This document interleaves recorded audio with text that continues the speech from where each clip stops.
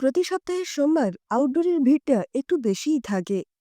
সেই ভিড় ঠেলে নিজের রুমে ঢুকতে গিয়ে সেদিন প্রথম দেখেছিল শ্যামলা মেয়েটিকে হুইল চেয়ারে একটি ছেলেকে নিয়ে শান্ত পদক্ষেপে, অথচ দুশ্চিন্তার প্রলেপ মেখে এগিয়ে যাচ্ছিল অঙ্কোলজি ডিপার্টমেন্টের দিকে। এই হসপিটালের বড় ভয়ানক বিভাগ এই অঙ্কোলজি বিভাগ। এখানে কত নারী পুরুষের উদ্বিগ্ন, শোকাতুর, মুমূর্ষু চেহারা প্রতিদিন অর্জুন প্রত্যক্ষ করে এই হাসপাতালে, তারই অত্যা নেই। তাহলে কি এমন বিশেষ ছিল মেয়েটির মধ্যে? তা হয়তো অর্জুন নিজেও জানে না। হুইল চেয়ারে বিবর্ণ চেহারার যুবকটি সম্পর্কে মেয়েটির ঠিক কে তা দেখে বোঝা কখনই সম্ভব নয়। তবে আপাতদৃষ্টিতে ঘনিষ্ঠ কেউ নিশ্চয়ই। এরপর আরও বেশ কয়েকবার মেয়েটিকে হাসপাতালে ব্যস্ত সমস্ত হয়ে এদিক ওদিক, কখনো রিসেপশনে, কখনো মেডিকেল স্টোরে ঘোরাঘুরি করতে দেখেছে। 22-23 বছরের মেয়েটার ছিপছিপে সাদামাটা শ্যামলা চেহারায় চোখটা খুবই মায়াবী আর উজ্জ্বল, যেটা অন্য মানুষকে খুব আকর্ষণ করে। যেতে আসতে যতবারই মেয়েটির বেখেয়ালি দৃষ্টি অর্জুনের দিকে পড়েছে, ভাবের রসায়নে যেন ছিটিয়ে গেছে কয়েক ফোঁটা অনুঘটক। অর্থাৎ অর্জুনের ঘুমন্ত মনটাকে আন্দোলিত করে দিয়ে গেছে। কিন্তু মেয়েটি ঘুণাক্ষরেও টের পায়নি যে একজোড়া চোখ প্রতিদিন ওকে খুঁজে ফেরে এই হাসপাতাল চত্বরটার ইতিউতি। সেদিন ইন্ডোরের পুরুষ ওয়ার্ডে রাউন্ড দেওয়ার সময় মেয়েটির দেখা পেল আবারও অর্জুন। একটা আকাশ নীল রঙা সালোয়ার কামিজে ধীর পায়ে লম্বা করিডোরটা দিয়ে হেঁটে যাচ্ছিল সিঁড়ির অভিমুখে। পোস্ট অপারেটিভ রুমে 107 নম্বর বেডে ছেলেটি ভর্তি আছে।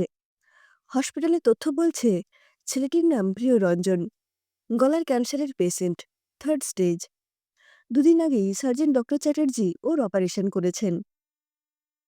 হাসপাতালের ঠিক সামনে চায়ের দোকানটায় দাঁড়িয়ে চা খাচ্ছিল মেয়েটা, পিঠে সেই কালো ব্যাগটা, যা ওর সর্বক্ষণের সঙ্গী। ভিজিটিং আওয়ার শুরু হতে এখনো আধ ঘন্টা বাকি। দাদা, 1 কাপ কড়া করে। অর্জুন মেয়েটির পাশে গিয়ে দাঁড়িয়ে দোকানিকে আওয়াজ দিল। দোকানি জানে ডাক্তারবাবু কড়া দুধ চা ছাড়া খান না। আপনি প্রিয়র বাড়ির লোক তো?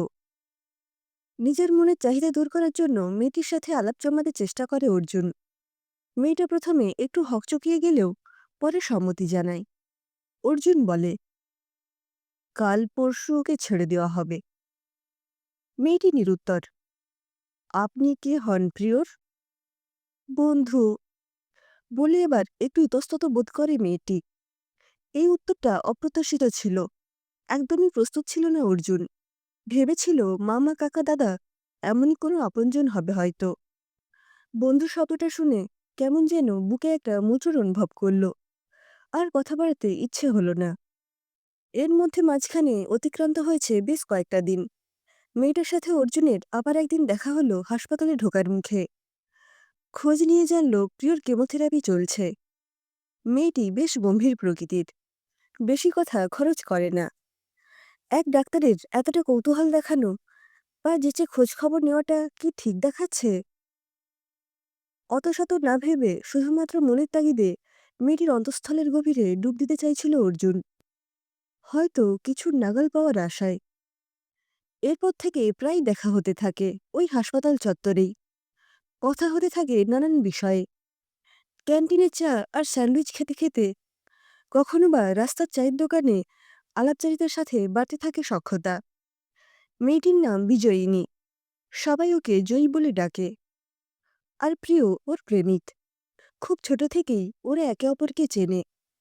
তারপর সেই বন্ধুত্ব থেকে জন্ম হয় প্রেম। সব ঠিকঠাকই চলছিল, কিন্তু হঠাৎ করেই এই রোগটা যেন সবকিছু ওলটপালট করে দেয়। জয়ী তখন মাস্টার্স করছে, আর প্রিয়র ইঞ্জিনিয়ারিং ফাইনাল ইয়ার। প্রিয়র বাবা নেই, বিধবা মায়ের পেনশনেই সবটা চলে। তবে এ রোগের যা খরচ, কতদিন কিভাবে চালাতে পারবে যথেষ্ট সন্দেহ আছে। জয়ীর মুখেই সব শোনা অর্জুনের। আজকাল জয়ী অনেকটাই স্বাচ্ছন্দ্য বোধ করে অর্জুনের সাথে কথা বলতে। অর্জুনের কাছে খোলামেলাভাবে নিজেদের সমস্যাগুলো মেলে ধরতে আজকাল আর কুণ্ঠাবোধ করে না, বরং সব কথা শেয়ার করতে পেরে খানিক স্বস্তি পায়। অর্জুন বেশ বুঝতে পারছে মেয়েটার প্রতি দিন দিন ও বেশ দুর্বল হয়ে পড়ছে।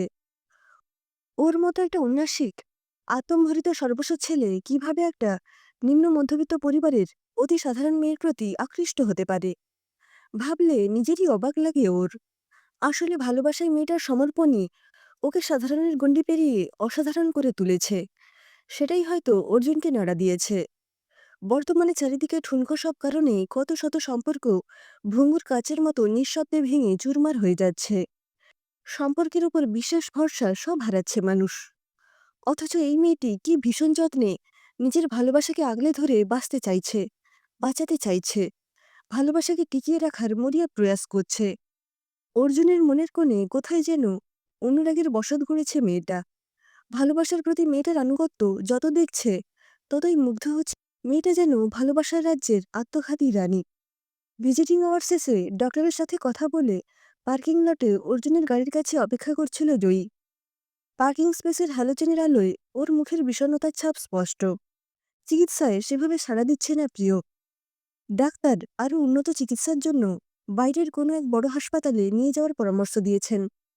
প্রিয়র বৃদ্ধা মা তার সমস্ত সঞ্চয় আর ওই সামান্য কটা পেনশনের টাকা ছেলের সুস্থতার কামনায় উজাড় করে চলেছেন। এই ছেলেই তার শেষ পুঁজি। কিন্তু ওনার পক্ষে চিকিৎসার জন্য দৌড়ঝাঁপ করা সম্ভব নয়। তাই বাকি যা কিছু জয়ীকেই সামলাতে হবে। মেয়েটার পোড়া মনের আঁচ লেগে অর্জুনের ঝলসানো বুকের যন্ত্রণাটা চাগাড় দিয়ে ওঠে। খুব জানতে ইচ্ছে হয়, জয়ীর বাড়ির সবার হাত ওর মাথায় আছে তো? আগে সব ঠিকঠাকই ছিল, কিন্তু যবে থেকে প্রিয়র অসুস্থতার খবর সবাই জানতে পেরেছে, তবে থেকে এই সম্পর্ক থেকে বেরিয়ে আসার জন্য ক্রমাগত চাপ দিচ্ছে। তার মানে প্রিয়র জন্য তুমি যা করছো, যেটুকু করছো, সবটাই তোমার বাড়ির বিরুদ্ধে গিয়ে? বিস্মিত হয় অর্জুন। তবে বাড়ির মানুষগুলোকেও দোষ দেওয়া যায় না। আবারও জয়ীর নীরবতা সদর্পে যেন বলে যায় অনেক কথা। জয়ী জানে নীরবে কিভাবে ভালোবেসে যেতে হয়। ভালোবাসা জাহির করার জিনিস নয়। এই অনুভূতি সুখ দিক বা অসুখ, শুধু নীরবে যাপন করতে হয়। এক কিশোরী প্রেম পরিণত হয়ে পূর্ণ যৌবনা হয়েছে। সেই অবাধ্য প্রেম এখন কিছুতেই কোনো বাধা বা বারণ শুনতে নারাজ। কোনো কিছু না ভেবেই মন ডুব দিতে চায় অথই জলে। সে তার প্রেমকে আঁকড়ে ধরে আগলে রেখেছে বুকের পিঞ্জরে, সবার ধরাছোঁয়ার বাইরে। বৈবাহিক বন্ধনে জয়ীকে বাঁধতে রাজি ছিল না প্রিয়। অসুস্থ শরীরে বহুবার বাধা দেওয়ার চেষ্টা করেছিল জয়ীকে। প্রিয় জানত যে শেষ পর্যন্ত মাঝপথেই হয়তো জয়ীর হাত ছেড়ে চলে যেতে হবে ওকে। তাই ও চায়নি জয়ীকে এক অনিশ্চয়তার পথে ঠেলে দিতে। বারবার বোঝানোর চেষ্টাও করেছিল, কিন্তু শোনেনি জয়ী। নিখাদ ভালোবাসাকে সম্বল করে প্রেমের জোয়ারে ডিঙি ভাসিয়ে দিয়েছিল। এমন এক দিকশূন্যপুরের উদ্দেশ্যে যাত্রা করেছিল যেখানে শুধুই বর্তমানের বাস, যেখানে ভবিষ্যতের ভয় মানুষকে দ্বিধাদ্বন্দ্বে জর্জরিত করে স্বার্থান্ধ করে তোলে না। ওদের রেজিস্ট্রি ম্যারেজে ওই বিশেষ দিনটিতে ভালোবাসার উদযাপনের সাক্ষী হিসেবে উপস্থিত ছিল অর্জুনও। জয়ীর প্রতি অর্জুনের মনের কোণে যে পেলব প্রকোষ্ঠটা ভালো লাগা, ভালোবাসা আর অনুরাগে টলটল করছিল, সেগুলো শ্রদ্ধা আর সম্মানে উথলে পড়েছে। জয়ী যে যুদ্ধে আগুয়ান হয়েছে, তাতে কতটা সফলতা পাবে তা হয়তো নিশ্চিত নয়। তবু তার ভালোবাসাকে কুর্নিশ না জানিয়ে পারা যায় না।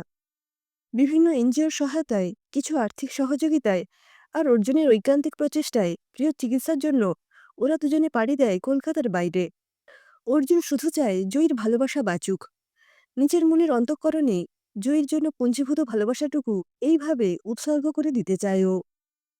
৩ সপ্তাহ ধরে অপেক্ষায় ছিল শান্তি ভিলা, অর্জুনের পৈতৃক ভিটে। নানান ব্যস্ততার মাঝে বাবা মার সাথে দেখা করতে আসা হয়নি অর্জুনের। মায়ের কোলে মাথা রাখলে যেন সকল দুঃখের, সকল ব্যথার উপশম হয়। সারাদিন হাসপাতাল আর রোগী নিয়ে ব্যস্ত থাকিস, নিজের দিকে খেয়াল রাখার সময় পাস না। আমি বলি কি, এবার একটা ভালো মেয়ে দেখে বিয়েটা করে ফেল, আমরাও একটু নিশ্চিন্ত হই। তোর যদি কাউকে পছন্দ হয়ে থাকে তাহলে বল, আমাদের কোনো আপত্তি নেই। আগেও বহুবার মা কথা বলেছেন, নতুন কিছু নয়। মায়ের কথার উত্তরে সেই নীরবতাকেই আশ্রয় করে অর্জুন। তার ভালোবাসায় আক্রান্ত হৃদয়টা হয়তো কোনোদিন আর সেরে উঠবে না। জয়ী যে উচ্চতায় ভালোবাসাকে নিয়ে গেছে, তার নাগাল পাওয়া ভার। জয়ীর ভালোবাসাকে ছুঁতে পারেনি অর্জুন। অসম্পৃক্ত থেকে শুধু দূর থেকে পরিক্রমা করে গেছে। ওর উপছায়ায় নিভৃতে দাঁড়িয়ে জোছনা মেখেছে অর্জুন। অর্জুনের ধমনীতে সুনীতের মতো বইছে জয়ী।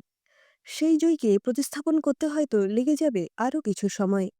হয়তোবা কোনোদিনও আর তা সম্ভব না। তাছাড়া কিছু যন্ত্রণা আছে, যা হৃদয়ে থেকে গেলে হয়তো প্রতিনিয়ত রক্তক্ষরণ হলেও মনে এক স্বর্গীয় আনন্দের অনুভূতি দেয়, যা আগামী দিনে বাঁচার রসদ বা শক্তি যোগায়। মানুষ এই অনুভূতি নিয়ে বাকি নিঃসঙ্গ জীবনটা পরিপূর্ণতার সাথে কাটায়। হয়তো একেই বলে নিঃসঙ্গতার আশীর্বাদ।